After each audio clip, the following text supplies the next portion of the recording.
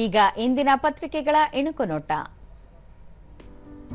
Seychelles ರಾಷ್ಟ್ರೀಯ ದಿನ, ಪ್ರಧಾನಿ ನರೇಂದ್ರ ಮೋದಿ ಮುಖ್ಯ ಅತಿಥಿ, ವಿಶ್ವದಲ್ಲಿರುವ ನೆಲದ ಮೇಲಿನ ಅತಿ ಹಿರಿಯ ಜೀವಂತ ಪ್ರಾಣಿ ಖ್ಯಾತಿಯ ಕೂರ್ಮ. ಕಾವೇರಿ ವಿವಾದ ಇತ್ಯರ್ಥಕ್ಕೆ ಸಲಹೆ, ರೈತರ ಹಿತ ಪರಿಗಣಿಸಿ ಸಮಸ್ಯೆ ಬಗೆಹರಿಸಿ ಉಪರಾಷ್ಟ್ರಪತಿ CP Radhakrishnan. Bengaluru business corridor ಶೀಘ್ರ ಪೂರ್ಣ, ಸಿಎಂ. ಬೆಂಗಳೂರಿನ ಸಂಚಾರ ದಟ್ಟಣೆ ನಿಯಂತ್ರಿಸಲು ಹೊಸ ರೂಪ.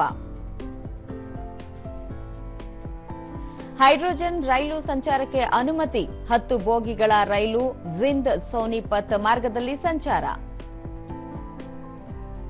Bharat Australia quarter final fight, Harmanpreet Kaur ಪಡೆ ಇಂದು ಗೆದ್ದರಷ್ಟೇ ಸೆಮೀಸ್ಗೇರುವ ಅವಕಾಶ.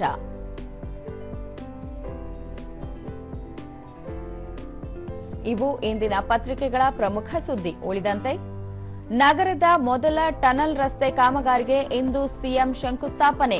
ಹೆಬ್ಬಾಳ ಜಂಕ್ಷನ್ನಿಂದ ಕೃಷಿ ವಿವಿ ವಸತಿ ಗೃಹವರೆಗೆ 6 ಪಥದ 2.3 ಕಿಲೋಮೀಟರ್ ಸುರಂಗ. ರಾಜ್ಯದ ತೆರಿಗೆ ಸಂಗ್ರಹ 2 ತಿಂಗಳಲ್ಲಿ 18% ಏರಿಕೆ. ಮುದ್ರಾಂಕ ಮತ್ತು ನೋಂದಣಿ ಶುಲ್ಕ ಸಂಗ್ರಹದಲ್ಲಿ 33% ಅತ್ಯುತ್ತಮ ಸಾಧನೆ.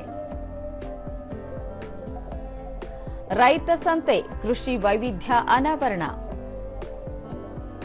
ಮತ್ತೆ ಯುದ್ಧ ಕಾರ್ಮೋಡ, ಇರಾನ್ನ ಕ್ಷಿಪಣಿ ಡ್ರೋನ್ ಕೇಂದ್ರದ ಮೇಲೆ ಅಮೆರಿಕ ದಾಳಿ.